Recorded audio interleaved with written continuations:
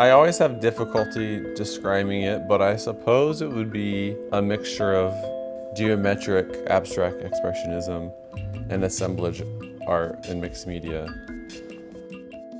For me, it's kind of like I'm reaching into chaos and trying to make some order for myself. I think I have like some neurodivergency, which I know that word might be a little controversial, but I just like putting things in their places on paper and whatever medium I'm working on. It started after a breakup. I needed to find a way to like cope.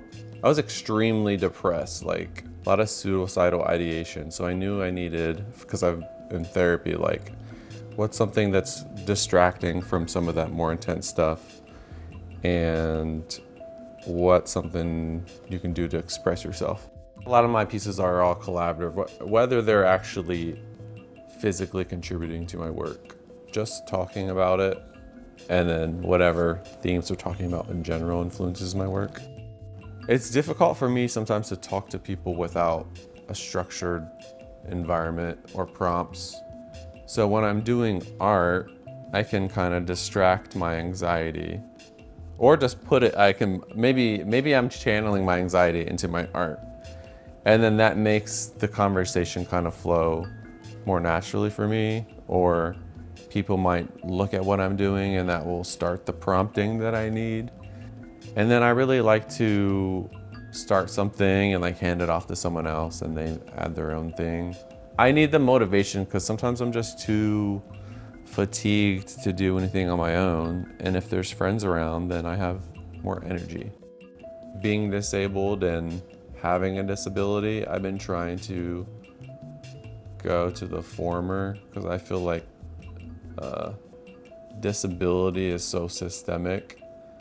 Like I do have very serious like bodily issues like spinal stenosis that is like abnormal or atypical for a lot of people. And some of the ways that I deal with that in my art can be like, sometimes I can get like violent, or I just do like very fidgety, impulsive things. So I think that's some of my anger coming out. And when I keep that inside, I get very tense. Working at All People Arts, I really just like the idea of All People Arts. Everyone in here is welcome, whether you consider yourself an artist or not. It doesn't depend on your racial, ethnic background or your income. And I'm trying to hopefully contribute to building a space where other people can also make it their space. In particular, open studios and then my own personal friend gatherings. Like, I want to stress that so many people are like, I'm not an artist, yet they're like, oh, I love doodling. I'm like, well, what do you think doodling is? Or like, I like to write poetry sometimes. What do you think that is? That's art. You're creating art. And a lot of people make art in so many different ways that they don't necessarily grasp, or they're told that that's not art.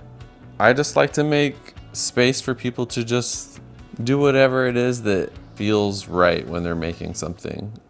And we can like learn from each other. Or like, I see what they're making, I'm like, oh, this is actually very interesting. I see this here. Or like we can give each other feedback on if they have something and they're like, I'm not quite getting the effect I want. I was like, well, have you tried doing this? And that's the collaboration I like when I'm doing art. So I finished a piece. It's only like 12 by 10. It took me 3 years to do that. I constantly have to remind other people, and definitely myself, that